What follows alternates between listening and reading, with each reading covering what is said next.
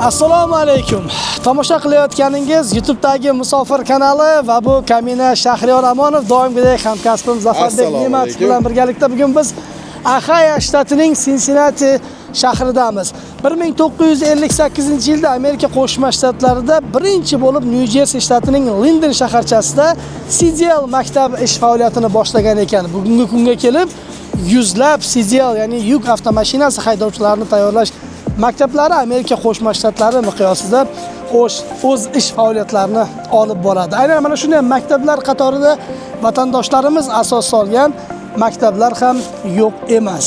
Bugungi suhbat jarayonimiz maktab faoliyati bilan yaqindan tanishishdan iborat bo'ladi. Shahriyor, qani ichkariga kiramiz. Zafar aka, bugungi maktab tashkilotchilarining mutaxassisligi O'zbekistonda aslida birlari biznes sohasida ishlagan, yana birlari psixologiya fanlari doktori ekan. Albatta psixologiyaga oid savollarimizni ham maktab jarayonida berib o'tib ketsak menimcha yaxshi bo'ladi. Meni hayron qoldirgan narsa, O'zbekistonda umuman mashina sohasiga aloqador bo'lmagan ikki hamyurtimiz Amerika Qo'shma Shtatlarida katta yuk mashinalariga hujjat beruvchi maktabga asos solishgani bo'ldi.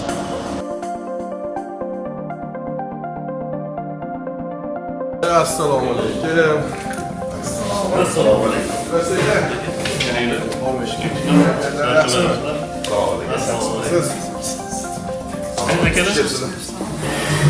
Charchamayapsizlarmi? Rahmat. Teşekkür ederim akalar. Allohga payg'ambarimizga hamd sanolar bo'lsin, ishlaringizni rivojlantirsin. Xush kelibsizlar. Aziz tomoshabinlar, ayni damda biz Shark MCA, ya'ni yuk avtomashinasi CDL deyiladi, trak avtomashinasi haydovchilarini tayyorlash maktabiga keldik. Aynan mana shu maktab asoschilari bizning yonimizda. Abdurashid aka, Muhiddin aka, assalomu alaykum. Avvalambor bizni taklifimizga rad etmasdan bizga ijobiy javob berganliklaringiz uchun kattakon rahmat. Bizni Musofir kanali ijodkorlari aynan Amerika bo'ylab o'z sayohatini boshladi desak bo'ladi va birinchi sayohatni biz aynan Ohio shtatiga qildik va bizning YouTube'da ochilgan kanalimiz o'zbekistonliklarga, mana AQShda yashayotgan o'zbekistonliklarga, qolaversa dunyo miqyosida yashayotgan vatandoshlarimizga o'zimizning podkast dasturimiz orqali AQShdagi, Yevropadagi, qolaversa butun dunyo bo'ylab yashayotgan o'zbekistonliklar hayotini tanishtirish va ularni kasb jarayonlarini birozgina xalqimizga ko'rsatishdan maqsad qilganmiz va ana shu maqsad yo'lida bugun sizning maktabingizga tashrif buyurdik.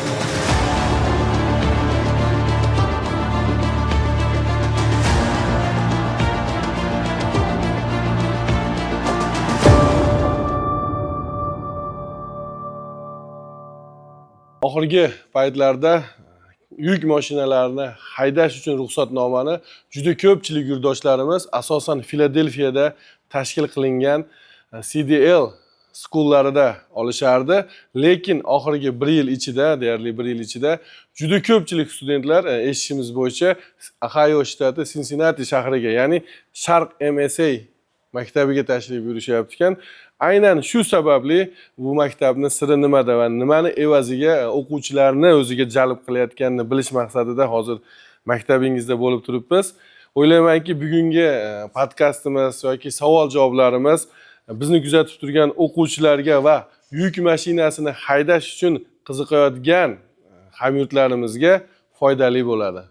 Bu Shark MCA maktabimiz faoliyatini boshlashimizda bu avgust oylarida shu g'oya keldi va bu faoliyatda men ichida ozgina boshqa bir maktabda ichida ham faoliyat ko'rsatganman.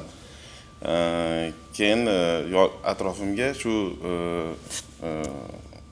ta'lim jihatdan yondashadigan odamlar va shu sohaga yaqinroq qiziqadigan va shu faoliyatni biz ko'proq studentlar bilan ishlaganimiz bois ularga ta'lim sohasida asos pedagog qidirishda boshladim va yaqin qadrdonim Abdurashid aka men bilan birga edi va bu g'oyalarni birgalikda muhokama qilib, keyin tavakkal qilib boshladik aslida. Chunki boshida bizda bitta, ikkita, uchta student bilan bir oylab yurganmiz. Bu bolalar keyin kimki maktabga kelib faoliyatni ko'rib, o'zini boshidan o'tkazmaguncha keyingi odamga tavsiya qila olmaydi. O'zi boshidan o'tkazadi, jarayonni ko'radida, Shu bois mana hozirda ko'plab studentlar bir-biridan eshitib, bu yerdagi holat, sharoitlar ularga ma'qul kelganligi sababli bizga murojaat bilan chiqishyapti. Maktabingiz avgust oyidan dedingiz, bu 24-yilning avgust oyi nazarda tutyapti, to'g'rimi? Demak, yangi maktab, tavakkal qilib maktabni ochdik dedingiz. Tavakkal so'zini ortida menimcha birozgina xavotir bilan boshlaganmiz degan narsani tushundimda. Aynan nimaga bu tavakkal, nimada xavotir bo'lgandi boshda maktab ochishda? Tavakkal degani xavotir emas. Men o'zi biznesmenman. O'zbekistonda taxta faoliyat bilan shug'ullanaman. Bu faoliyatni boshlashga katta miqdorda summa tavakkal qilinadi. Bu summa misol uchun yo yurib ketadi, yo yurmay ketadi. Biz shuni tavakkal deb nazarda Demak, tutamiz. maktabni ochish uchun bo'lgan sarf-xarajatni qaytib keladimi, yo'qmi? Shunisiga tavakkal qilib maktabni ochgansiz. Xuddi shunday. Sir bo'lmasa, maktabni ochish uchun bu savolni keyinroq bermoqchi edim. Qancha mablag' ketdi va siz xavotir olgan mablag' summasi? Bu summa $150,000 atrofida bo'ldi. Bu summa bilan keladigan studentlarga sharoit va olingan joylar studentlar kelguncha biz ijaralarini to'lashimiz majbur bo'lganmiz. Qanday sharoitlar haqida gap ketyapti? Qanaqa ijaralar haqida? Bu ishlatayotgan yardimiz, mana shu o'quv-xonamiz, bu joylarga biz ijara to'laymiz. Demak, o'quv mashg'ulot maydoni hamda o'quv binosi uchun ijara. Chunki ijara deganda balkim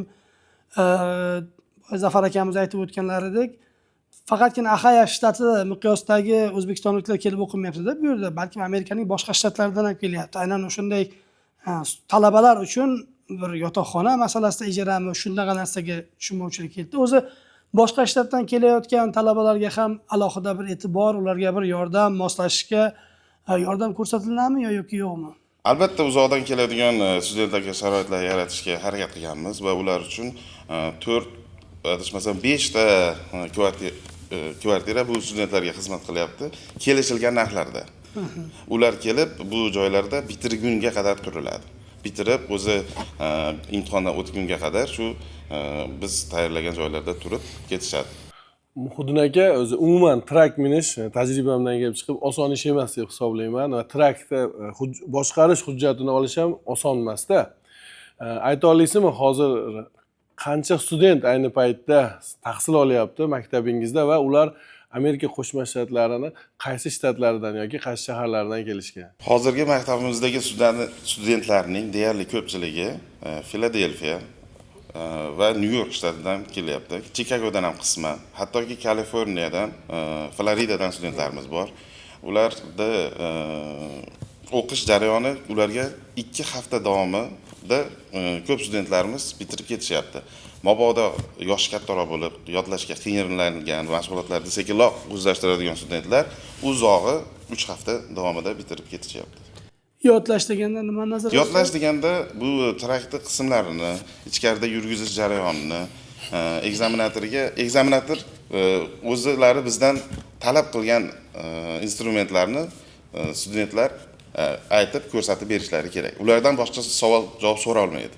Kuzatuvchilar, biz bilan suhbatda aslida umuman trak sohasiga aloqasi bo'lmagan, lekin Amerikaga kelib, mana shu sohaga kirib olgan, asli mutaxassisligi psixologiya fanlari doktori Abdurashid aka ham bor. Abdurashid aka, savollarni sizga ham bermoqchiman. Umuman Amerikaga kelib qolib, siz boshqa soha odamisiz, sizni yaqindan bilaman va trak sohasiga o'tib qolishingiz qanaqa qilib yuz berdi? Nimaga aynan o'zingiz, ya'ni psixologiya faoliyatini davom ettirmadingiz? Bu juda ham nima deydi, qaysidir manotga tegadigan savol. Bizda o'zimizda shu nima deydi?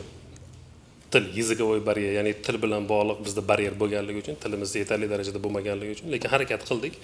Bir nechta psixologik sentrlarga va universitetlarga murojaat qildik. Va biz u yerda bilingual, ya'ni ham rus ham inglizga qiziqayotgandik, lekin ingliz darajamiz yetarli bo'lmaganligi uchun keyin yo'nalishimizni tilni rivojlantirish jarayonini qilayotgan paytimizda keyin Muhiddin do'stimiz, eskidan qadrdonimiz, shu men New Yorkda yashardim u paytda, shu universitetlarda izlanib yurgan paytim edi. Yangi proyekt boshladik, endi bu boshqa masala. Keyin Muhiddin shu proyekt taklif qilgandan keyin bu yerga keldik. Bu jarayon maktab bilan bog'liq jarayon keyin boshlanib ketdi. Ya'ni bu maktabni ochish bilan bog'liq narsaga, talablarga ham ozgina qo'shimcha qilmoqchi edim, Muhiddin aytib o'tgandek. Maktabni ochish jarayoniga 2-3 oy vaqtlari bilan birgalikda ular qo'ymas ekan shu keraklik 1,5 ming square feetda o'quvchilar uchun ishlash uchun agar ikkita xona qilib o'quvxonani qilmasangiz ruxsat bermas ekan. Mana shu talablarni bajarishgacha bo'lgan jarayonlar ham o'ziga xos xarajat va bu xonani olganimizda quruq bir sklad edi. Mana shu xarajatlarda hamma narsani hisobga olib, boshida aytaylik, yana o'sha xarajat agar 2-3 ta trak olmasangiz maktab ochishga ruxsat bermaydi. Buni juda ko'p tinglovchilarimiz ham aniqlar ham ko'rsa va bilsa kerak ma'lumotlar, chunki trak ichida yurgan odamlar. Shuning uchun mana shu jarayonlarni tayyorlab, o'ziga xos ishlar, mehnatlar va mana endi bizda Zafar akam aytgandek pedagogik va psixologik olgan mahorat bo'lganligi uchun biz bolalarga mana shu yodlaydigan materialimiz oson kirishi bilan bog'liq holatda yondashib qilganmiz. Nima deydi? Muhimdan o'rinli tanlov qilgan. Psixolog ham pedagog yondashamiz, chunki mana yarda ham bolalar bilan bu xonada qisqacha dars o'tgandan keyin asosiy yarda bo'ladi. Va har bir bolani bir xilgilar bor-da, aka bir haftadan beri yuribman, yodlab qiynalyapman deydi. O'zi ularga ham pedagogik, ham psixologik yondashib tezroq yodlash yo'llarini va har bir narsalarda assotsiatsiya qo'yamiz. Aytaylik bir gearbox deydigan bo'lsak, shuni jirbox deb endi jir bo'ladi, yog' bo'ladi uning ichida. Shu mana shunga o'xshagan narsalarni qilganligimiz uchun tez yodlaydi. Shu materiallarga biz shunaqa yondashganmiz. Ya'ni bizni kasbimiz mana shu yerda ozgina qo'l keldi. O'z navbatdagi savolim ham shunday edi. Bu psixologiya fanlari doktori sifatida yana hamma talabangiz ham birinchi imtihondan o'tib ketmasa kerak.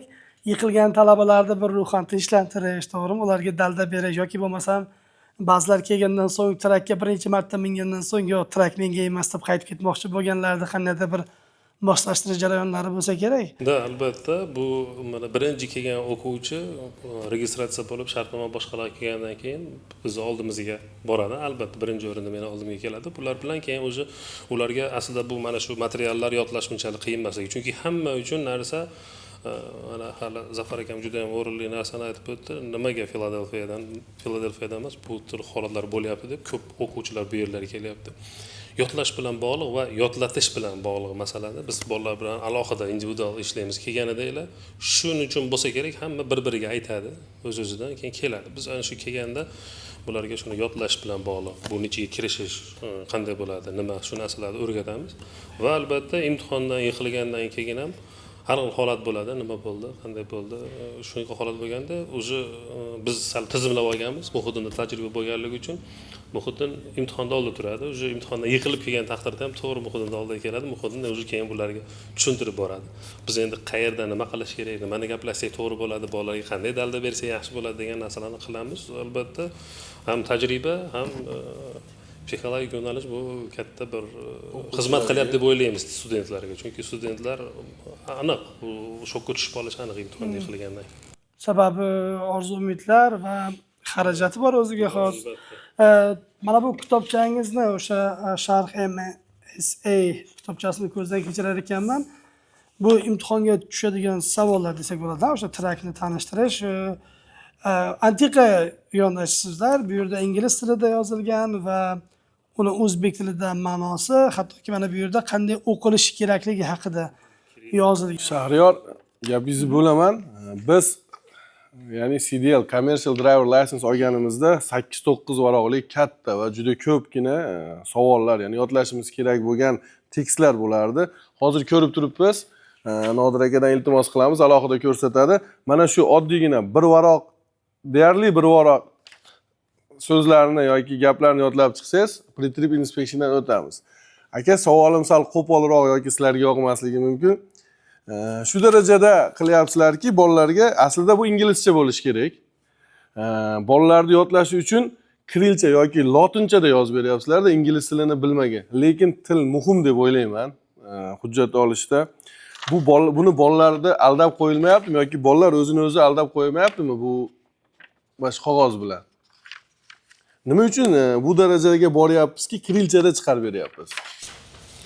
O'rinli savolingiz juda ham, chunki biz masalan o'zimizda ham masalan ko'chadagi faoliyatimizda mana o'z-o'zidan hali aytib ham o'tdim. Masalan, oddiy universitetga kafedrasiya laborantligiga, psixologiya fanlari doktori bo'lib ham laborantligiga gaplashganimda til masalasini gapirgan.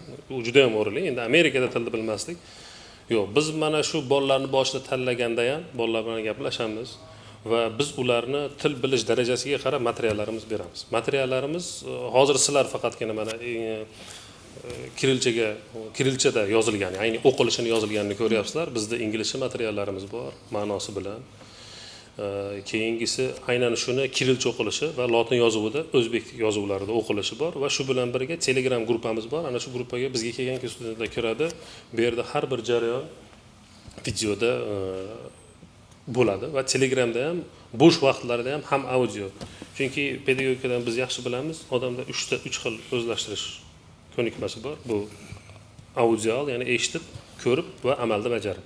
Pedagogikada mana shundan boshqa narsa yo'q. Biz mana shunaqa yondashganmiz. Guruhimizda ham ko'rib, videoni ko'rib o'zlashtiradigan, ham audioni eshitadigan va shu bilan birga traklarimizga sharoit qilib qo'yganmizki, biz har kuni yangi kelgan o'quvchilar va ora-orada bolalarni to'plab o'zlashtirishiga qarab instruktorlarimiz bor. Ular bajarilishini so'zma-so'z aytib va ma'nosini tushuntirib ketadi. Faqat shu tiriladi, inglizchada aytib o'tib ketmaydi. Har bir narsa bu o'qitiladi. Aynan shu nuqtai nazardan bolalarda biz shunga o'ylayapmiz. Mana o'zim ham endi fan doktori bo'lganligi uchun tajriba o'tkazishimiz aniq. Bolalar mana shu kelgandan to ketgungacha bo'lgan paytda eng kamida 50-60 ta yangi so'zlar paydo bo'ladi va bu so'zlarni bilmasdan emas, aynan anglab. O'quv materiallarimiz bor. Mana bu yerlarda hammasida so'zlarni aynan shu nima, aynan glad hand o'zi nima, aynan bu yerda ham hamma narsani ko'radi va videoda ham bu narsalar bor. Mana shunaqa tayyorgarlik bo'layotganligi uchun biz o'ylaymizki, qaysidir ma'noda talab bajaryapmiz va shu bilan birga aniq har qanday mana bugungi kundagi trak kompaniyalar, boshqalar o'quvchilar ana shu o'ziga mana bitirib sertifikatni, shu pravasini olgandan keyin, driver license olgandan keyin ishga chiqqandan keyin kamida 1 oy ular bilan shug'ullanadi. Ana shundan keyin ishga oladi. Aynan shu jarayonlar ham biz hammasini hisobga olib shunaqa bir oddiy qildikki, bolalar qamrab olishda ham va buni o'zlashtirishdan qiyin bo'lmaydi. Shu Zafar aka, men ozgina qo'shimcha qilmoqchi edim. Bu yerda lotincha va kirilcha yozilishiga qaramasdan bolalar ingliz tilida o'qilish jarayoni baribir bizning harflarga to'g'ri kelmaydi. Inglizcha yozib qo'liga bergan taqdirda ham uni talaffuzini chiqara olmaydi. Lekin shu kirilcha orqali ular nima deyayotganini, nimani ko'rsatayotganini o'rganib aytilishi. Ya'ni ular baribir ingliz tilini o'rganyapti. Yana menda savol paydo bo'lyapti-da Muhdin aka. Mana shu bir varaq qog'ozni birinchidan Ahayoga maktabiylarga kelishiga sabab mana shu yodlash kerak bo'lgan narsalarda ozligi bo'lsa kerak. Lekin mana shu narsani yodlaganda ham mana o'zingiz ishonch bilan ayta olasizmi, o'quvchi trak minishga, ya'ni katta yuk mashinasini boshqarishga qanchalik tayyor deb hisoblaysiz mana shu narsalarni yodlab bo'lgandan keyin? Savolingiz o'rinli. Bu varaqni yodlab student imtihondan o'tgan taqdirda ham u haydashga tayyor bo'lmaydi. Birinchi bosqichdan o'tadi xolos. U hamma ko'nikmalarni o'zini ustozidan oladi. 1 oylik davomida o'zi ustozidan oladi. Lekin ularning kuni qimmat. Amerikadagi hamma odamda bir kuni $300 dan $500 to'g'ri keladi agar ular ishlasa. Shuni yutish maqsadida ular tezroq imtihondan o'tib faoliyatini boshlash mumkin. O'zingiz aytib o'ting, ya'ni hujjatni, pravani, CDLni qo'lga kiritgandan keyin o'quvchilar, ukalar, akalar qancha payt ustoz, shogird tizimida o'rganish kerak? Sababi buni aytishimdan maqsad ingliz tilini bilmasa ham hozir ko'pchilikda hayolida bu o'y bo'lib qolyapti. Ingliz tilini bilmasdan turib, hatto umuman O'zbekistonda qo'pol qilib aytganda mashina haydamay, velosiped haydamasdan turib Amerikaga kelib noqonuniy yo'l bilan deylik, yuk mashinasi uchun hujjat, boshqarish hujjatini olib hayotini xavfga qo'yish ehtimollari ham bor-da. Shuning uchun ustoz shogird an'anasida qancha payt o'rgansa ma'qul deb o'ylaysiz hujjatni olgandan keyin? Men tavsiya qilardim barcha bitirgan talabalarimizga kamida 3 oy davomida o'zini ustozlar bilan birga yurib, hamma jarayonlarni ustozini oldida o'zi boshidan o'tkazib, keyin alohida faoliyatga o'tishlarini tavsiya qilardim. Undan keyingi vaqtlarda bular qiyinchiliklarga kamroq uchraydi. Mana men ham endi savolimga javob olgandek bo'ldim. Hurmatli o'quvchilar, bizni kuzatayotganlar, Ahayoga Track Schoolga kelishning sababi mana shu varoq xolos. Aslida bu juda ko'p bo'lish kerak. Undan tashqari juda ko'pchilik tilni bilmasdan ham hujjat olish mumkinligiga ishonib qolyapti. Nima bo'lganda ham buni yodlab, ustoz shogird an'anasida, ya'ni ustozdan kamida 3 oy o'rgansanglar, yo'llarda bahs hodisalar kam bo'ladi degan umiddamiz. Endi Zafar aka, hozir men Sharq MCA CDL maktabini norasmiy advokat sifatida gapirishim mumkin, advokatlik qilishim mumkin. Endi tanlov hamma vaqt insonning o'zida bo'ladi-da. Bu insonlarning vazifasi o'qitish. Sharq MSA agar yanglishmasam, o'qitgan bilan menimcha bular CDL o'sha haydovchilik guvohnomasini taqdim etmaydi. Bular faqat imtihonga tayyorlaydi. Imtihon oladiganlar agar o'sha insonni bilim darajasini menimcha me'yorida hisoblab o'sha haydovchilik guvohnomasini bergandan so'ng endi qolgani endi bular endi faqat tayyorlab beradigan insonlar menimcha yana bilmadim. Amerika standartlariga to'g'ri kelyapti-da. Shundayda. Abdulaziz aka sizda fikr bormi? Da, men qo'shimcha qilmoqchi edim. Hammani hozirgina Sarvarga aytib o'tgan narsaga qo'shimcha qilaman. Biz aynan shu narsani hozir aytib o'tmoqchi edim. Mana bolalarni biz tayyorlaymiz. Agar biz mana shu aynan shu Ohio shtatini CDL shu aytaylik qabul qiladigan, ya'ni imtihonlar qabul qiladigan talablarni bajarmaganimizda edi, bu bolalar o'tkazmagan bo'lardi, ya'ni ekzaminatorlar. Bizning endi yaxshi tomonimiz, yana bitta qulaylik tomonimiz imtihonni shu yerda o'zi topshiradi. Boshqa imtihon topshirayotgan bolalarni har kuni shug'ullanayotgan bolalar ko'rib turganligi uchun ham yana bitta bolalarimizni shu fishkamiz, ya'ni materiallardan ham tashqari fishkamiz shu yerda ko'rib turishadi va ularda ko'nikma paydo bo'ladi, ishtiyoq paydo bo'ladi, hayajon yo'qoladi. Sababi 25 marta o'tadi mana eshigini oldidan. U normal holat. Bizda endi o'zbekchilikda andisha degan masalalar bor, uyalish, boshqa qo'rqish, shunga o'xshagan narsalar ham yo'qoladi. Va shu bilan birga shunday masala borki, biz bola bitirgandan keyin u meni o'zimning vazifam, men yaritib qo'yib imtihonga qo'yish masalasini hal qilib bo'lgandan keyin bularga hammasiga aytaman. Kompaniyang bormi topgan? Ishga topgan bo'lsang, topmagan bo'lsa biz o'zimiz ham tavsiya qilamiz, kompaniyalarga beramiz. Shu bilan birga biz kompaniyaga borasan, eng kamida 2-3 oylab yurishing kerak va shu bilan birga iloji boricha shu 6 oygacha yurish harakatini qilish kerak va undan keyingi jarayonda mustaqil o'zing owner bo'lishga emas, company driver bo'lib yursang, hamma nyuanslarni ko'rasan. Chunki kompaniyani traktor egasi traklarini avaylaganligi uchun ham qaysi paytda traklarga qarov kerak, qaysi paytda nima qilish kerakligini o'zi senga o'zidan senga aytib qo'yadi. Ana shundan keyin owner bo'lishga harakat qil deb biz aytamiz. Hozir o'rinli narsani aytib o'tdi Zafar aka. Bolalar ozgina 1-2 hafta yuriblar, o'zlari chiqib ketishyapti, keyin owner bo'lishga harakat qilyapti, ozgina qaydandir pul topgan, qarz qilgan bo'lib ko'proq topaman ekan deb. Va natijada na trakka qarov bo'lyapti, na ularning xavfsizligiga qarov bo'lyapti, na bir tajriba paydo bo'lyapti. Shunga o'xshagan masalalar bilan biz oldini olish bulardan hammasini ogohlantirib o'tamiz. Biz ham o'z vaqtida CDL license o'sha yuk avtomashinasini haydash guvohnomasini olishga qiziqdik. Zokir aka degan akamiz bordi, hozir ham borlar. O'sha kishiga bir traktor ishlab yurgan paytda Zokir aka biz ham traktor ishlamoqchimiz edi, kelganimizga 1-2 yil bo'lgan traktor ishlamoqchimiz deganimizda o'sha odamlar sen avval piyoda yurish qoidalarini o'rgangin, keyin yengil mashinada yurgan 4-5 yil, ana undan so'ng trakka harakat qilsang bo'ladi deganda. Baribir ham trak sohasi Amerikadagi xavfli bo'lgan, eng xavfli bo'lgan kasblarning 10 kuchli 10 taligiga kirar ekanda. Shunga qaramasdan vatandoshlarimiz aynan mana shu sohaga qiziqyapti. Maktablaringizni bu reklama sifatida olinmayapti bugungi videomiz, oddiy suhbat va sizlar bilan bugun tanishtiribman. Bu maktabda yoqqan tomoni aynan psixolog, mutaxassis aynan mana shu maktabda ishlayotgan tomoni ham bo'ldi. Baribir insonlarga bu qanaqangi xavfli kasb ekanligi to'g'risida menimcha ma'lumotlar berilsa kerak. Aytaylik, men bugun sizning maktabingizda o'qimoqchi bo'lib kelgan talaba bo'lsam, boshqa maktabni emas, aynan sizning maktabingizni tanlashim uchun qandaydir bir asosiy sabablarni keltirib bera olasizlarmi? Boshqa maktablardan nimasi bilan farq qiladi? Yoki boshqa maktablar bilan bir xillikdami bu yerda? Endi birinchi o'rinda hali aytib o'tganimizdek shu yodlaydigan materiallar, chunki bolalar borib tezroq bitiraylik deydi. Shu yodlaydigan materiallarni deb hisoblaymiz va biz albatta bolalarga murojaat bilan chiqqanda yoki boshqa bitirib ketgan o'quvchilarimiz boshqalarga jo'natganda aytadi, что ikkinchi fishkamiz aytib o'tganimdek bu imtihon joyining yaqinligi va yana bitta narsa, Filadelfiyani hali eslab o'tdik. Imtihonga navbat ham uzoq emas. O'qish tayyor bo'ldimi? Biz ularni tayyor deb hisobladikmi va Muhiddin bilan oldingi tajribadan kelib chiqib yaxshi bir narsani yo'lga qo'yganmiz. Imtihondan oldin ichki imtihon bo'ladi aniq.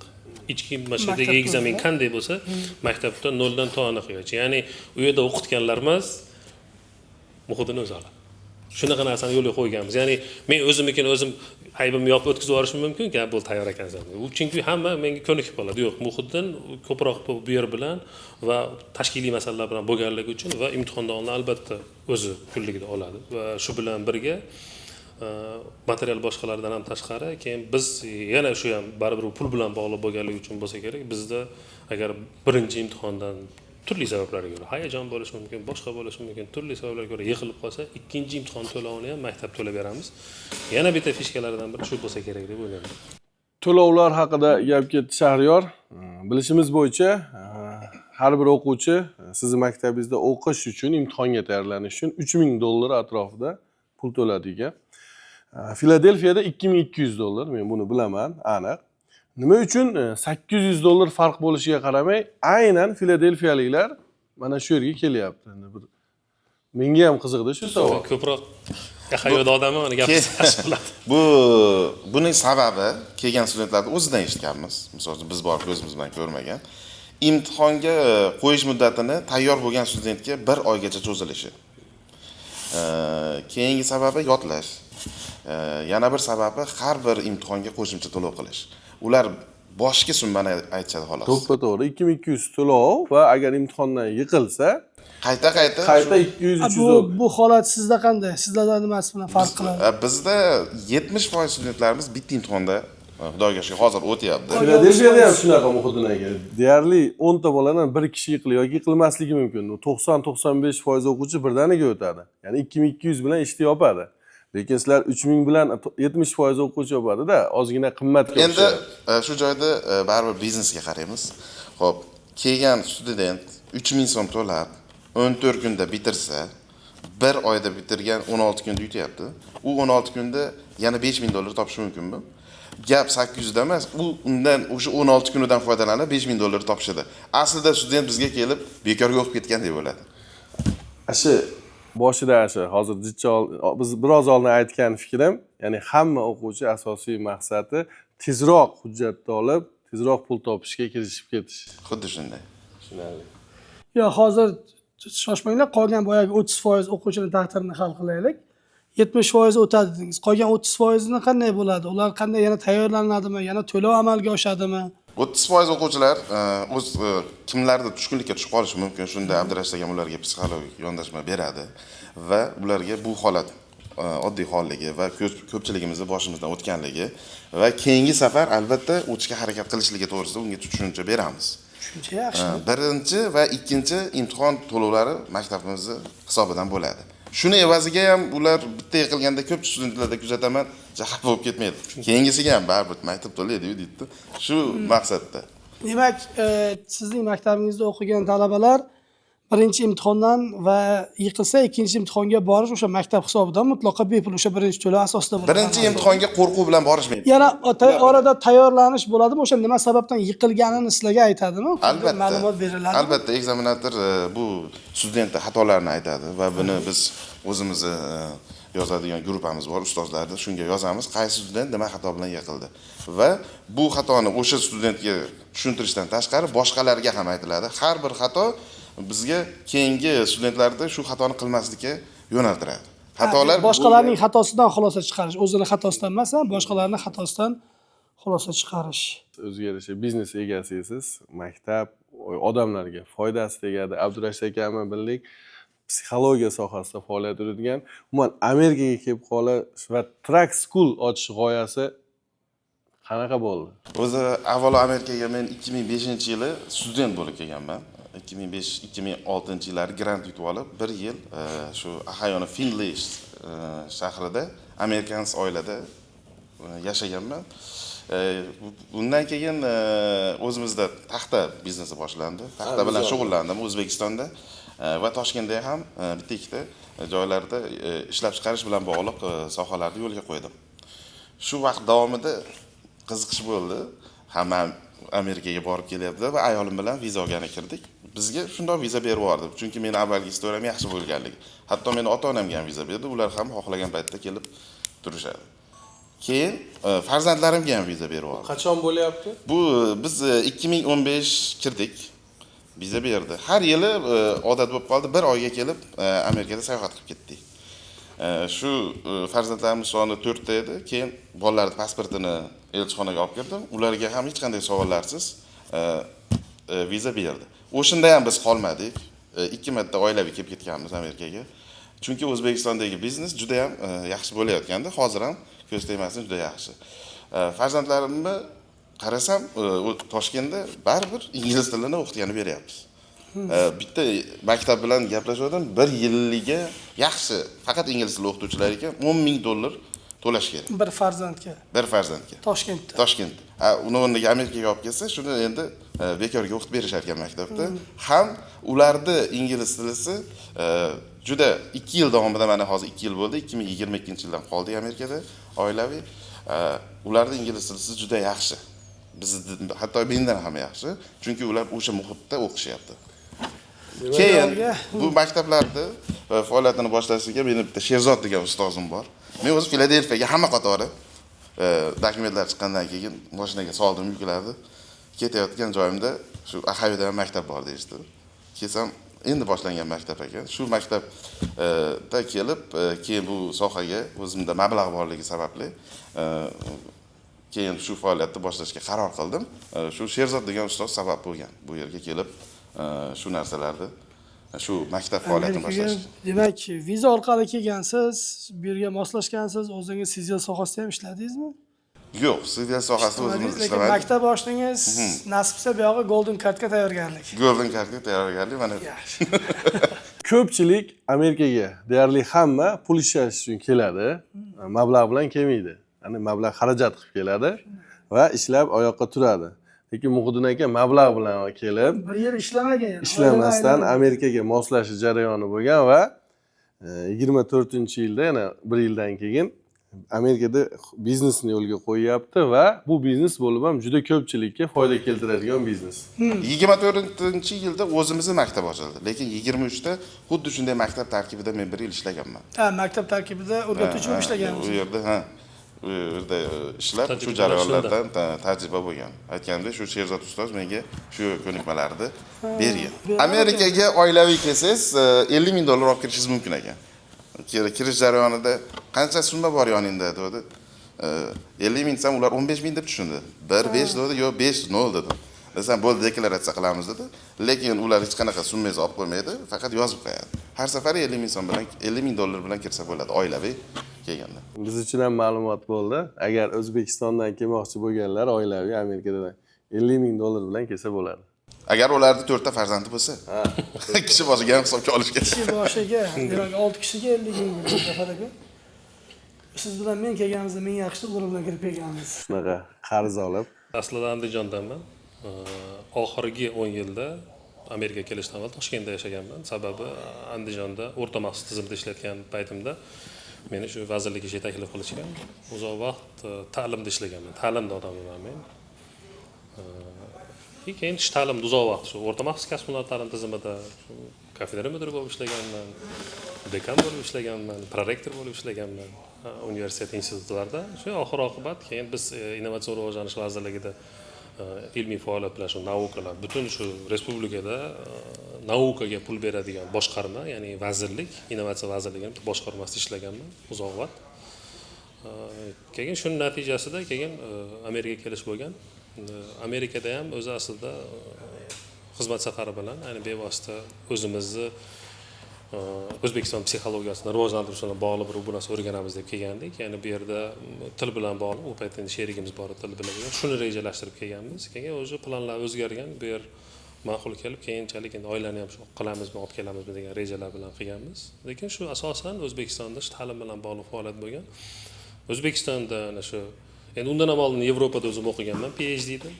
Keyin O'zbekistonga kelib PhD izlashda qilganman, keyin dotsent bo'lganman, keyin fan doktori bo'lganman. Shu endi undan ortiq qo'llanma o'quvda aniq talabalar uchun, universitet talabalari uchun darslik yozganman. Undan ortiq shogirdlarim bor. Hozirgi kunda ham shu shogirdlarim bilan O'zbekistonda shu psixologiyani rivojlantirish bo'yicha tadqiqotlar olib borilyapti. Ilmiy loyihalar, startap loyihalarida hozirgacha ishlayman masofadan bo'lsa ham. Lekin bu yerda ham shu aynan rivojlantirishsiz, lekin hozir ham tilni rivojlantirish, faqat tilni rivojlantirish Amerikada qo'lni qo'lga berib yursangiz bo'lmaydi. Bu yerda tirikchilik kerak. Shuning uchun shu jarayonni qilib yurgan paytimizda biz kelgan paytimizda taksistlik ham qilganmiz. Hamma qator do'rdash ham qilganmiz. Lekin orada shu Muhodim bilan Filadelfiyadagi tadbirlarimizda ko'rishganimizda keyin shu taklif bo'lgan, keyin bu yerga kelib bu jarayonni hozir qilyapmiz. Bevosita endi bu yerda ham shu yana o'zimizning kasbimiz, ta'limda yuribmiz. Endi ta'limda deyapsiz, hozir Amerika davlati aynan o'sha ruhshunoslarga, ya'ni psixologlarga man talab eng katta bo'lgan davlatlardan bittasida bu. Bu yerda har bir sohaning o'ziga xos psixologlari bor. Hattoki shunday psixologlar borki, o'zlarining o'sha darslarini, o'sha onlayn kurslarini sotadi-da, o'zingizni sohangizni mana shu yerda bir biznesga aylantirish rejasi bo'lmaganmi? Bor, bo'lgan. Shu endi hozir bu temamiz bu yer bilan bog'liq bo'lganligi uchun sal aytmadim, oldin Safar akam bilan ham bir gaplashganmiz. Yo'q, Muhiddin ham xabari bor. Muhiddin nima qilamiz, ishlaymiz, buni ham rivojlantiramiz degan. Lekin biz shu barmoq izi orqali bolalarni qiziqishini, qobiliyatini, moyilligini, genetik xususiyatlarini, ya'ni o'quvchilarimiz 15 yoshga yetgandan keyin bolam nima ish qilasan endi desa suhbat shu paytda bo'ladi-ku. Biz uni 7-8 yoshdan bolalarni shu kasbga qiziqishini aniqlaydigan genetik, ya'ni dermatoglyifikaga asoslangan proyekt boshlaganmiz. Amerika, Hindistonlik hamkasblar bilan bu proyektimiz hozir O'zbekistonda, Andijonda, Toshkentda, Namanganda ishlayapti. Mana shu jarayon qilganmiz, lekin endi bo'ldi. Keling, bo'lmasam o'zingizning mutaxassisligingizni bugungi kundagi kasbingiz bilan bog'lagan bir savol beraman. Qanday insonlarga umuman trak haydashni tavsiya etmaysiz ruhshunos sifatida? Endi trak haydash bilan bog'liq men oldin ham bir necha marta bu yerdagi shu jamiyat rahbarlari shu suhbatlarga chaqirgan, u yerda juda ham ko'p aytganman. Bular trak haydamasin demayman-ku, lekin hamma tavsiya etmaysiz. Da, tavsiya etmayman demayman-u, lekin bitta narsani aytib o'tgan bo'lardim. Trakka chiqib ketayotgan, ayniqsa agar bu yerda oilalari bor insonlar trakka tezroq chiqib ketib, aytaylik, Amerikaga kelib qo'yganini ko'rsatib turib, tezroq mashina, tezroq uy, tezroq nima degan narsalarni harakat qilyapti, lekin bolalarning tarbiyasi qolib ketyapti. Men kelganimda juda ham ko'p, mana jamiyat rahbarlari bilan ko'p muloqot qilganimizda bular oilaviy muammolar yuzaga kelgan. Er-xotin orasida, farzandlar, ota-onalar orasida shunaqa muammolar kelyaptiki, shuning uchun men eng katta tavsiyam oilaliklarga har qancha ishni qilsin, lekin haftada bir hech bo'lmasa kelib bolalar bilan, chunki bola hech qachon uni yetalab yurib qo'liga bir narsani yozib berish bilan tarbiya berilmaydi. Bola ota-onani o'zaro munosabatlari, ertalabdagi choy ichishdagi boshqa umumiy munosabatlarini ko'rib bolada tarbiya shakllanadi. Psixologiya shunday narsa. Bolani men hech qachon ko'rmaganman, ota yetalab olib bola, mana bu stol, mana bu stul deb tarbiya bergan. Birinchi buni surib qo'yishing kerak, onangni oldida deyish kerak emas. Bu o'zi agar ota onasiga munosabatini ko'rsa, bu singlisiga yoki atrofdagi qizlarga munosabat ko'radi. Agar opa qiz farzand onasiga otasidan bo'ladigan yoki onasini otasiga bo'ladigan munosabatini ko'rish natijasida tarbiya shakllanadi. Mana shuning uchun ko'proq bo'lishlariga, mana bu yerda endi juda ham yaxshi narsa bor, piknik degan, shu pikniklarga chiqib ota-ona munosabatlarini yaxshilab ko'rsatib bersa, keliblar, men yo'ldan charchaganman, bu deb kirib ketib yotib olmasdan shu tarbiyani bolalar ko'rsin. Eng asosiy masala shu oila bilan bog'liq holat qilish va umumiy ma'noda aytaman, qanday odamlar asabi juda ham tez asabiylashadigan odamlar bor, labini tagini tishlaydigan odamlar bor. Keyin quloqda, burunda o'ynaydigan odamlar bor. Ularda asabiylash bor-da. Mana shunga o'xshagan odamlarni tavsiya qilaman, sababi yo'lda har xil holat bo'ladi. Yo'lda ko'p, nima deydi? Yo'lda ko'p jinni bor deylik, shar'iy ravishda. Har xil mana shu holatda asab birdan chiqadi-da, keyin asab chiqqandan keyin odam boshqarib bo'lmaydi. Chunki jahli chiqqanda aql ketadi. Ana shu paytda gazni berib yuborsa, shu bilan har xil holatlar yuzaga keladi. Shuning uchun asabiy darajasi yuqori bo'lgan odamlar, endi darajani bilmayman-ku deganlarga o'zlarining darajalari bor. Qoshni chimiradigan, ko'pana qiladigan odamlar bor. Har bir narsaga shu salbiy bilan nima deydi? Bunda hikmat bor, bu ham yaxshi bir narsa. Bo'pti demaydi-da, shu salbiy yondashib, mashinada baqirib so'kinib bu qiladigan odamlar bo'lsa, mana shu narsalar yo tavsiya qilinmaydi yoki yaxshilab o'zini ustida ishlab, o'zini bosib olib Amerikada, undan keyin trakka chiqsa yaxshi bo'ladi. Trak sohasi bu o'zi musofirchilikdamiz. Trak sohasida ishlash bu musofirchilikda musofir bo'lish deganida, yana. Shunday. Nafaqat trak sohasida, umuman hozir savolimga mutaxassis ruhshunos psixologiya fanlari doktori sifatida oilada farzand tarbiyasi haqida eng kerakli 3 ta tavsiyani bera olasizmi? Okean ortida. musofirlarga. Demak, bunaqa tavsiyalar o'zi aslida juda ham ko'p. Masalan, eng asosiy narsani aytib o'taman. Hozirgi aytganimdek, yana qayta ta'kidlayman. Oilada ota o'rni va ona o'rni bor. Bekorga bizga naql kelmagan qush inasida ko'rganini qiladi deb. Agar farzandni ota-onalarimiz mayli o'sha ertalab chiqib ketsin, tirikchilik tushunamiz. U Amerikada 1 soatni tindingizmi? Tamom. Shu kech paytda kelgandan boshlab uyda ayoliga munosabat har kuni ayoliga munosabatni to'g'rilasa agar, ular mana shu narsani ko'radi. Er xotinga, xotin erga. O'z-o'zidan ikkovi bir-biriga nisbatan munosabat ko'rgan.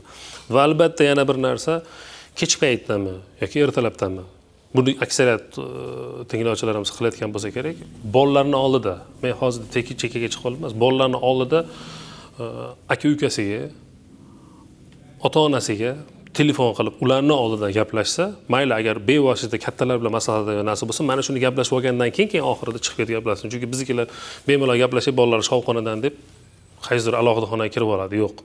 Bolalarning oldida gaplash kerak. Bolalarimiz ko'rish kerak. Biz aka-ukalarimiz bilan suhbatda nima qilyapmiz? Akalarimizda aka mana narsa qilyapman, bunday holat bo'lyapti. Shu nima bo'lyapti? Marosim bo'lib qopti, O'zbekistonda shu narsa bo'lyapti. Nima qilay? Mendan nima yordam? Mana shu so'zlar o'zi katta tarbiya. Mana shu narsalarni qilish kerak bo'ladi. Bu ikkinchisi, ya'ni birinchi o'rinda shu er-xotin o'zaro munosabat farzandlar bilan birgalikda. Ikkinchisi shu ota-onalar bilan, yaqin qarindoshlar bilan gaplashayotganda farzand oldida gaplashish va farzandga eng katta narsa biz o'tirishga boramiz, choyxonaga boramiz, bir farzandimiz aytadi, do'stimiz aytadi, men bolamni aytaylik, arab maktabga berdim. Bu hozir уже 30 porani yoki 3 porani yoki 10 porani yodladi boshqa desa, u bora kelib bir zumda ana shu paytda 10 sekundda yoki 2 kunda bolasi shu natijani ko'rgisi keladi. Yo'q. Har bir bolani o'zini aqli darajasida o'zlashtiradigan narsa bor. Ota-ona uzoqqa qaramasin. Olman tagiga olma tushadi. O'zini yoshligidagi holati, dangasaligi, kitob o'qish uyqusi kelishi, sal narsaga jahli chiqib yonib ketishi, o'yinchoqlarni otib olish, mana shu narsalarni hammasini o'zinikini eslasin-da, undan keyin bolalarga uslubiga qo'ysin.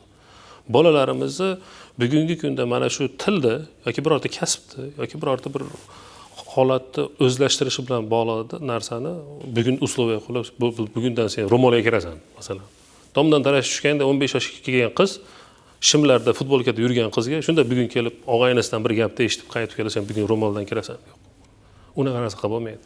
Buni etapi bor. Qo'lingizdan kelsa, qizingizga, ayolingizga ayting, ro'molga kirib uyda yursin. O'zingiz ertalabda shu xarj jarayonlarni qilingki, farzandingiz sizni ko'rib, kitob o'qiyotganingizni ko'rib yoki Qur'on kitobni yoningizda turganini ko'rib, hech bo'lmasa obro'ni ko'rib, ana shuni Qur'onda obro'larini ko'rib, mana shundan kelib chiqib bola tarbiya olsin. Mana shu narsalarga o'zimizda biror bir narsani qilmasdan turib, bolani shundoq kecha eshitgan narsamiz bugun kelib bolalardan talab qilishimiz noto'g'ri. Aynan mana shu eng asosiy 3 ta narsani tavsiya qilgan bo'lardim. Qolgan masalalar bolalar tarbiyasi bu o'zimizni tarbiyamiz. Shunday, o'zimizni bolalarda masalan qaydir bir xillar bor-da, bolamni o'zlashtirish darajasi hozirgi yoshlar boshqa yo'q. Zamon bilan hamnafas holatda boshqacha ko'rinyapti sizga. Yo'q, siz aslida orqaga ozgina qayting, 7 yoshda, 10 yoshda qanaqa edingiz? Ota-onangizga nisbatan qanaqa edingiz? Ota-ona sizga nisbatan qanaqa edi? Mana shuni qarang. Men juda ham o'zimda men ko'raman, dadam rahbarlik hamda onam bilan bizga bo'lgan munosabatdan men o'zim bilaman, farzandlarimga shunaqa yondashuv qilaman. Usloviyani qo'yish. Masalan, farzandim, mana o'g'lim, misol keltiraylik, unaqa bo'lmasin. O'g'lim maktabda yaxshi o'qimaydi. Dangasaroq, boshqa kitob o'qigisi kelmaydi, yozgisi kelmaydi. Har-hasha qiladi onasiga. Onasi endi ko'proq o'g'illar, farzandlar bilasan, o'g'il farzandlar ona bilan, qiz farzandlar ota bilan bo'ladi ko'proq. Shunaqa holatlar bo'ladi. Unaqa keyin xafa bo'ladi. O'qimayapti, boshqa qilmayapti. Siz unaqa, sizga men ham shunaqa bo'lganman shu paytda. Men shu 5-sinfda kitob o'qisam uyqum keladi, shunda uxlab qolardim. Dars qilmasdim. U keyin natijada ota-onamiz ko'rib, biz dadamiz endi avtobazda shu transport tizimida keyin yaxshi o'qigan, endi Sharxondagi transport kollejida o'qigan, juda ko'p uyimizda kitoblar turardi. Dadam u paytda bilmasdim, keyinroq anglab yetdim. Dadam endi avtobazada ishlaydi, katta kitoblarni olib varola bu narsa qaragan bo'lib yana qo'yib qo'yardi-da. Ko'p o'qimasdi. hayron bo'lardim. Keyin tushunganimda. Dadam demak shu bizga kitob o'qishga undash, boshqa narsalar qilgan. Detskiy kitoblar olib berardi. Endi u paytda ko'proq rus bo'lganligi uchun. Shuning uchun mana shunga o'xshagan xos holatlarni qilsa va ozgina o'ziga nisbatan orqaga qarab o'zi qanday bo'lganini qilsa bo'ldi mana shu. Biz bekorga shu genetik testni ham qilmaganmizki, ota-ona o'zini farzandidan qanchalik o'tganini bilsin. Genetik test degan narsa rivojlangan sababi ham shu. Ota farzand tarbiyalash uzoqqa borish kerak emas. O'zini orqasiga qarasa bo'ldi. Hamma o'zi bugun mana shuni ko'rgandan keyin hamma o'zi bir eslasin va farzandiga qarasin. Qizni ko'rsin, farzandiga qarasin. Chunki bir narsani, yana bir narsani aytib o'taman, eng asosiy narsa bo'lganligi uchun. Genetikada 88% holatda bir narsani e'tiborga olish kerak. Yoshlarimiz xotin tanlashga hushyor bo'lish kerak-da. Chunki biz aslida xotin olmayapmiz. Biz farzandlarimiz onasini va genimizni olyapmiz. 88% holatda bizni farzandlarimizning geni ayolimizning genidan keladi. 10-12% holatda bizniki xolos. 3-farzanddan keyin biz tomonga tortish mumkin. Nimaga? Chunki kelin keladi, moslashadi oilaga, sekin-sekin sevgi, muhabbat degan narsa kuchayadi erga nisbatan. Ana shundan keyin 3-anaqada bu oilaga moslashgan bo'ladi. 3-farzandlardan boshlab keyin sizning geningizga tortish mumkin. Shuning uchun gen masalasida juda ham shu ayollarni tanlashda va bolalarni tarbiyalashda ham uzoqqa qaramasdan kitob tutish shart emas, shu yoshligiga qarab qo'ysa bo'ladi. Qilsa, menimcha hammasi o'rinli bo'ladi. Bu maslahatlar olishga 13 yil kechikibman. Abdurashid aka, siz bilan Amerikadagi farzand tarbiyasi, umuman psixologiya mavzusiga oid alohida suhbat qilishni rejalashtirdik. Xudo xolasa Filadelfiyada studiyamizda va yana trak haqidagi savollarga qaytsak. Muhiddin aka, bir narsani so'ramoqchiman, o'zim uchun ham qiziq. Hamma trak skullarda, hamma trak imtihonlarga tayyorlash maktablarida deylik, o'rganish jarayoni kichkina kabinali trak va kichkina pritsepda bo'ladi. Vaholanki, hujjatni qo'lga olgan bola ertasi kuniyoq 53 fitli treyler va katta trak o'tadi. Nimaga bunaqa? Qiyinchilik bo'lishi 100%-ku. Aslida shu katta 53 fitli trakda jarayonlarda ichkarida skilllarni qilish ekzamen jarayonida oson, lekin bular ko'cha testiga chiqqanda xato qilishi ko'payib ketib qoladi va ular qayta ko'cha road testi topshirishlari to'g'ri kelib qoladi. Shuni boisdan bularga kichkina treyler bilan o'rgatish yo'lga qo'yilgan. O'rgatish yo'lga qo'yilgan, lekin sal mantiqan noto'g'ri emasmi? O'rganish jarayonida oson kichkina bo'ladi-da, amaliy, ya'ni pul ishlash jarayonida katta hayotga qadam qo'ydi desak, qiyin narsa bilan boshlaydi va xavfliligi ham oshib ketadi. Bu shu o'zi Amerika Transportation vazirligidan tasdiqlanganmi? Chunki hozir qo'shimcha qilaman, bu bugun nafaqat sizning maktabingizda bunaqa holat, boshqa maktablarda ham shunday holatda, buni tan olish kerak. Ya'ni siz mutaxassis sifatida mana shunga qanday izoh berasiz? Baribir yana boshqa holatga qaytamiz. Studentlar tezroq tayyor bo'lib o'tish. Biz ularni 20 kun ko'chaga olib chiqib o'rgatganimiz taqdirda ham u faqat shu yo'lda o'rganadi xolos. Albatta siz aytgandek Zafar aka 3 oylik ustoz bilan o'rganadi, ko'nikmani oladi. Bu shu prava ekzamendan o'tish jarayonini osonlashtirish uchun bu narsalar. Bo'lmasam ularga uzoqroq vaqt talab qiladi. Bu ya'ni maktab tarafidan tanlangan treyler va trakmi yoki aslida qonunan olib qaraganda uzun treyler bo'lishi kerakmi? Ya'ni sizlar o'zingizlar osonrog'ini tanlagansizlar. Bu maktab qonun qoidalar standartlariga to'g'ri keladi. Endi biz ham bu faoliyatni boshlayotganda boshqa maktablarda ko'rib, demak shu va standartlarda o'qib ko'rganmizda bu treylerlar uzunligi to'g'ri keladi. Atalayman, standartlarni minimalni tanlagansizlar, to'g'rimi? O'sha Yana bitta narsa Zafar aka aslida hali aytib o'tgan. Endi hamma imtihonda borki oson, lekin uzun 53 talik trak imtihonda oson. 28 talik nabrot qiyin olib kirishlar. Lekin biz endi shu bo'lgan imtihon uchun to'g'ri 28 talik qiyinroq, lekin boshqarishda, katta highwayda boshqarishda, parking qilishda, umuman kichkina US yo'llarida uzun treylerda birinchi marta imtihonda umuman o'rganish jarayonida qo'pol qilib aytganda boshqa hayotda yashaganda bu yoqqa kelib boshqa hayotga tushib qolganda-da. Shu o'zi qonuniymi? Demak, qonuniy va minimal talablarda belgilangan. 28 fitli treyler va kichkina trakda imtihon o'rganish belgilangan. Siz maktab uchun hamma ma'lumotlarni olyapsiz bir tomondan. Ikkinchi tomondan aytadigan bo'lsak, hech qaysi student tomonidan bizga sizlar bu treylerda uzunligini o'zgartirishinglar kerak. Biz o'rganishga qiynalyapmiz degan hisob murojaat bu tushmagan. Agar tushsa biz albatta o'zgartirgan bo'lardik. Kaneshni tushmaydi-da, osonroq va tezroq o'rganib olish uchun. Demak, ular tezroq moslashib ketyapti keyingi. Maktab ochish taklifi qilishgan Filadelfiyada umuman qiziqmaganman. Chunki hozir u kishini gaplaridan keyin men ham shubhalanib qoldim-da. Menimcha ma'lumotlar hammasi yaxshi, hammasi zo'r, talabalaringiz haydovchilik guvohnomasini olyapti, ishga chiqyapti, oilaviy pul topyapti, hamma xursand. Lekin norozilar ham bormi? Va nimadan norozi bo'lishgan? Kimdir norozi bo'lishi o'zini o'zlashtirish darajasi qiyin va birinchi kunga kelgan student varoqda yoki o'sha kitobni qo'lga oladida tushkunlikka tushadi baribir. Tushkunlik kayfiyati Biz ularga aytamiz. Bo'laman deb. Biz ularga aytamizki, bu jarayon hammada bo'ladi. 3 kunda o'tib ketadi deymiz.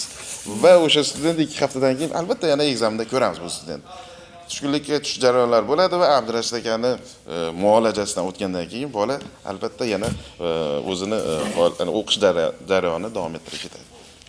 Demak, boshida hamma norozilik. Shunday biz Ular norozi Tushkunlik kayfiyatda boshida ishonch balkim o'zida bo'lmaydi.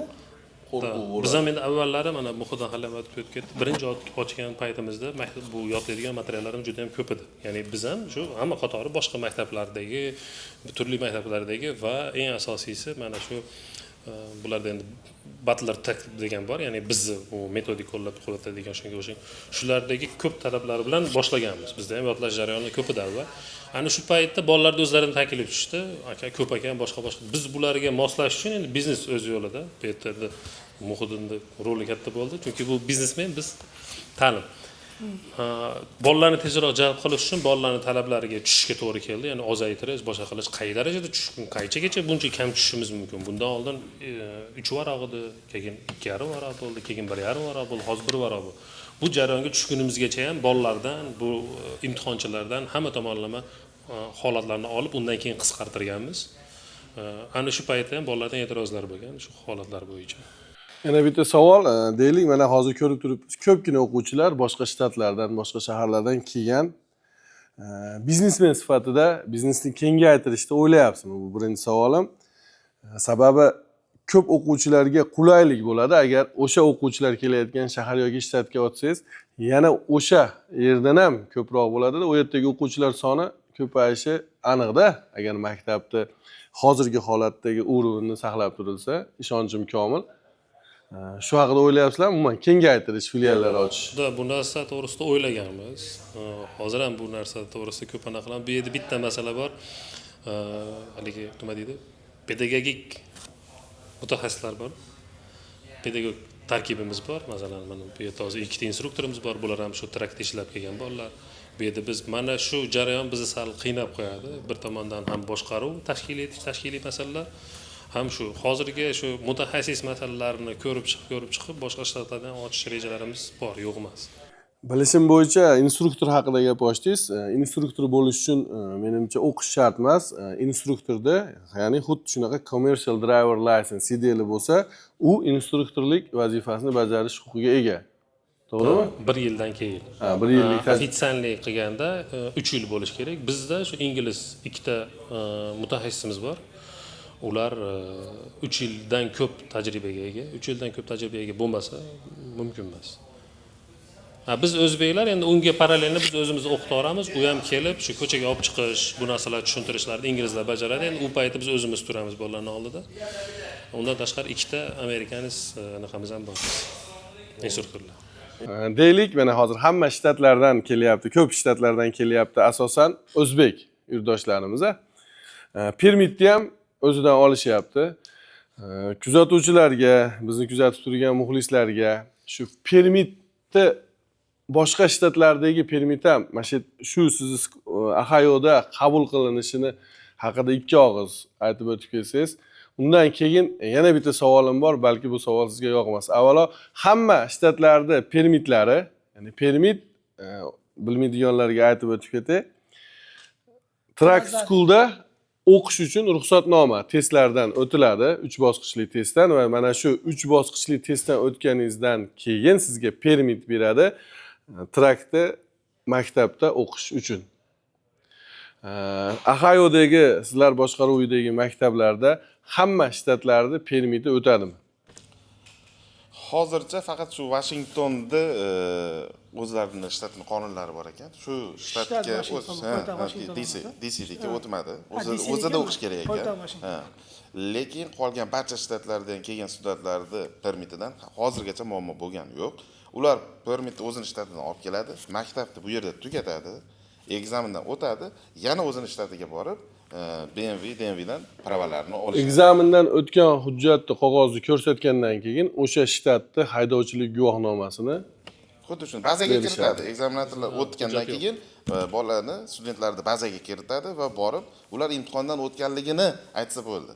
Ularni rasmga oladi. Ba'zi shtatlarda mana New Yorkda olmaydi. Bular hujjat bermaydi. Ba'ziga kiritar ekan, borsa ism familiya bo'lib qolgani bo'lar ekan. Yana savol, oxirgi paytlarda ko'rdik, eshitdik, Ohioda, Filadelfiyada track schoollarida ayrimlari yopildi-da. Va o'z-o'zidan mana shu track schoolda o'qigan, hujjat olgan haydovchilarni driver lisenslari bekor bo'ldi, ya'ni suspended qilindi.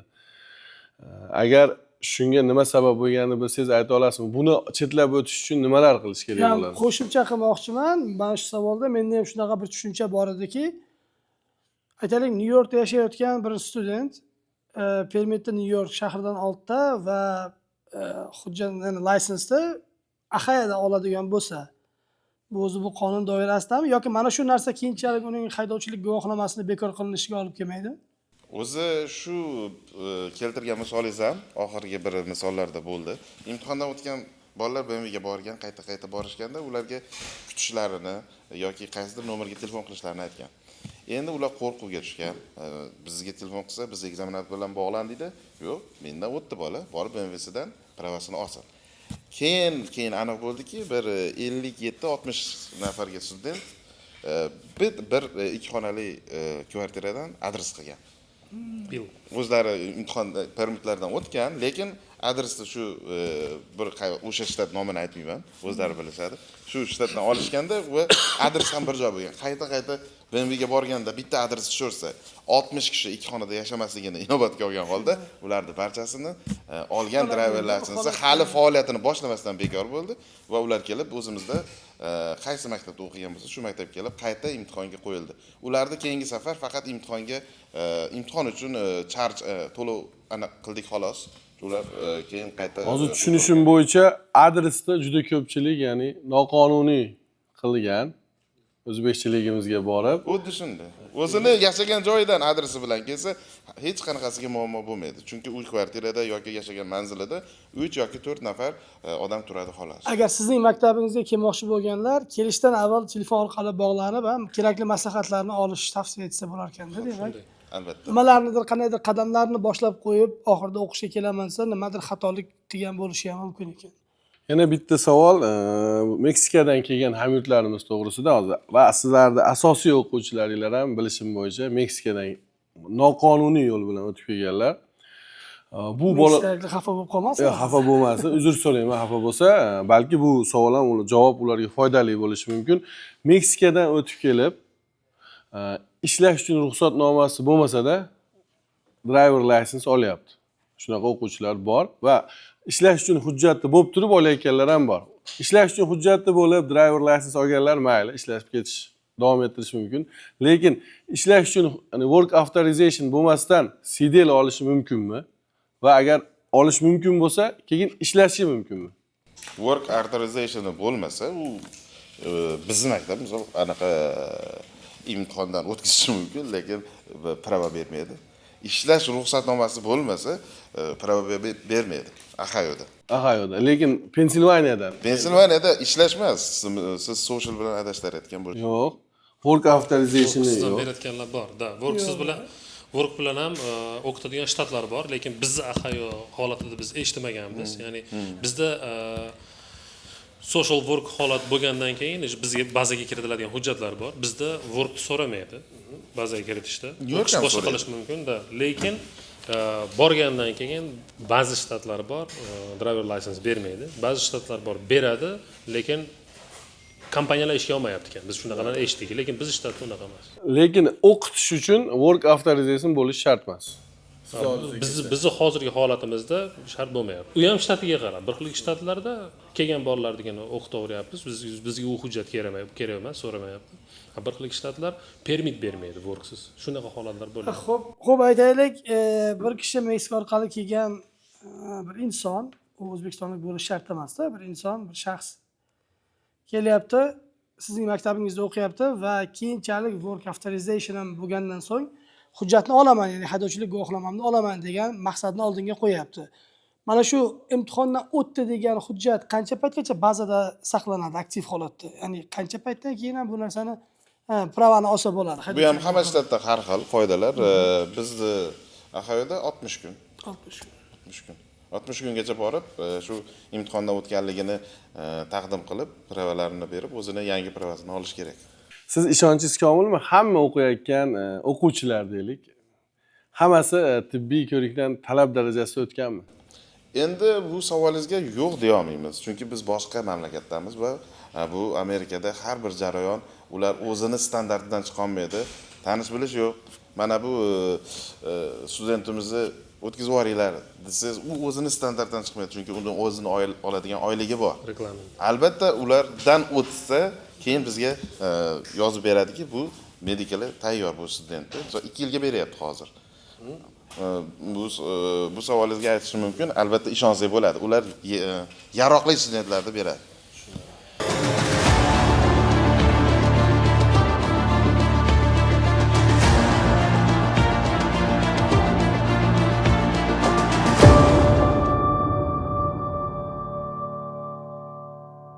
Aka bizda Ozarbayjonlar, ya'ni turkiy til zabonlar ham, rusiy zabonlar ham, eronliklar ham kelyapti.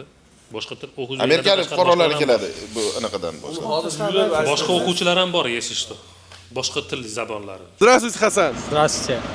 Почему именно выбрали эту школу? Не знаю, самое популярное, как порекомендовали мне за эту школу, как понравилось, цены адекватные, как бы, и учителя очень такие помогают нам стажировкой. Все, если какие-то вопросы бывают, они нам сразу помогают, то есть приходят, если какие-то ошибки тоже, не могу сейчас, надо еще раз подготовиться, давайте заново как бы. Uka, yaxshimisiz? O'zingizni tanishtiring. Samarqand viloyat Nurobod tumanida ism familiyam Abayev G'ayrat. G'ayratjon, nimaga aynan MSA Truck maktabini tanladingiz? Chunki qiziqishim katta. Bitta ham o'rtoqlarim shu maktabda o'qib bitirib chiqqan. O'shaning uchun o'zim ham hozir qiziqib shu kelganman. O'zim qiziqishim orqali, hobbim shunaqa bo'lgani uchun. Qaysi shtatdan keldingiz? O'zim shu Ohiodaman. Shu Ohio shtatidan o'zimni shtatim, shu yerda kelganim beri shu yerdaman. Boshqa shtatga chiqqanim yo'q hali. Sir bo'lmasa, nimaga aynan nima xususiyatlari bor? Sizni nimasi bilan jalb qildi bu maktabni tanlashingizda? Bu yerda misol uchun ustozlarimizning o'rgatishi yaxshi o'rgatadi. Tez tayyor bo'lyapti bolalar. Boshqa joylarda eshityapmiz, misol uchun 20 kun bir oylab cho'zilib ketyapti. Bu yerda 2 haftada, 1 haftada tayyor bo'lib chiqib ketyapti bolalar. O'zim ham 2 hafta bo'ldi boshlaganimga, hozir tayyorman, erta imtihonim nasib bo'lsa. Zo'r. Mr. Roger, can you tell us about the 3 most mistakes from students on during the exam? On doing the exam, the 3 biggest mistakes, first off, is on the pre-trip, when they don't put their foot on the brake hard for the 4 PSI in 1 minute. Second would be in the maneuvers, when they don't get themselves lined up properly, and they keep going back and forth instead of resetting and then coming back in a proper form. Third, on the road when they pull out in front of somebody.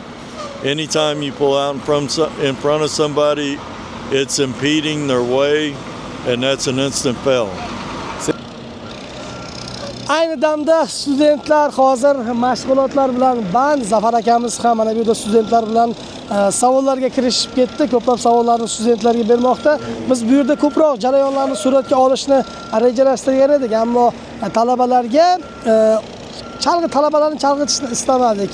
Shu sababli ko'rsatuvimizni aynan mana shu nuqtasida tugatishga qaror qildik. Agarda siz CDL haydovchilik guvohnomasini olishni istagan bo'lsangiz, avvalo o'zingizga savol berishingizni maslahat bergan bo'lardim. Aynan mana shu kasbda siz ishlab keta olishingizga ko'zingiz yetsagina til bo'yicha mashina boshqarish bo'yicha o'zingizda muammolar borligiga ya'ni amin bo'lsangiz, muammolar menda yo'q deb hisoblasangiz, albatta keyingi qadamni Sidyal maktabiga borishingizni shaxsan o'zim nomidan tavsiya qilaman. Navbatdagi dasturlarda ko'rishguncha xayr, salomat bo'ling.